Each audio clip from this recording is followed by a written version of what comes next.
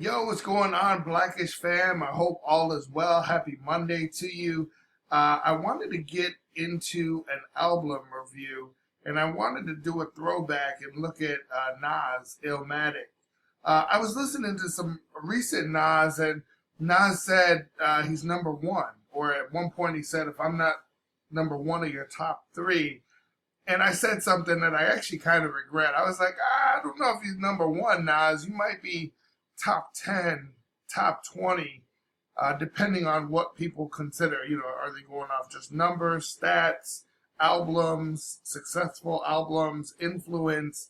But then, a lot of in the comments, everybody's like, what? Nas ain't in your top five? Yo, Nas is the GOAT.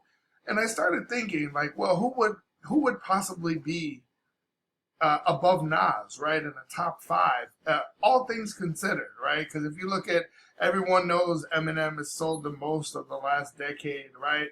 I don't think that necessarily makes him the best rapper, but he was controversial. He did push the bar. So for me, my top five would probably be Nas, probably put an Eminem or Kanye as number two.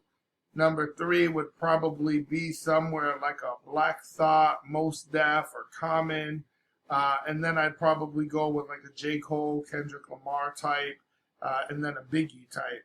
And of course, your list probably varies depending on who your top three rappers are, who they're influenced by, and probably when you came up, right, or where you came up. If you're from New York, you might feel a certain type of way about Jada Kiss, just like if you're on the West Coast, you might feel a certain type of way about The Game or Nipsey Hussle or whatnot. But I think overall, the top five, it's hard putting anybody above Nas, not just because he's so lyrical, but he's also intelligent. He can flip the flow up faster than almost anybody else in the game. And his longevity in the game, right? He's always been who he is. Nas has been a woke person or a conscious rapper without necessarily being a conscious rapper. And I think what he's brought to the game from Illmatic all the way to his day, he's still relevant. It would be hard putting a Kanye up. It just sounds silly to say it. Kanye's above a Nas. And who else would be? Jay-Z? Tupac, Biggie. I like Tupac and Biggie, but their careers were so short. Tupac is what, 92 to 96? You know what I'm saying? Like, Biggie would have been so much more, and Tupac was standing up for civil rights before we even knew.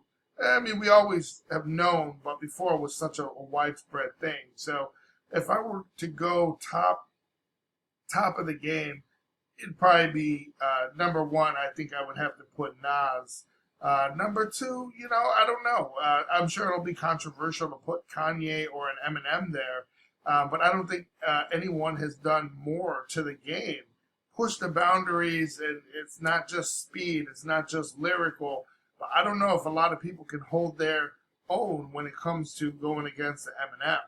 I think he's earned his place, even though it might be controversial. But that's my top five. So I would say Nas, M or Kanye. Man, I feel bad not having Lil Wayne or Jay-Z there, but, it's probably somewhere after M or Kanye. I'd probably have, a Mos Def or Common or Black Thought. And it's like, I like them for all different reasons. But, without further ado, I wanted to say definitely like and subscribe to the channel if you're a fan of not just new music, but good music. Because when I started doing this and I started going back, like, who would I put over Nas? It made me want to revisit Illmatic and I Am, right? Some of the older stuff that it's been a minute since we heard from. So we hear J. Cole, man, is up there with Nas. Kendrick Lamar is up there with Nas. And it's like, man, Nas was there in the 90s. He's so far beyond that now. But I want to say we're going to do a full reaction to the Illmatic album. I'm going to do it right now. So don't forget to like and subscribe. Hey, let me know who your top five is, and maybe we can check out some of their music too.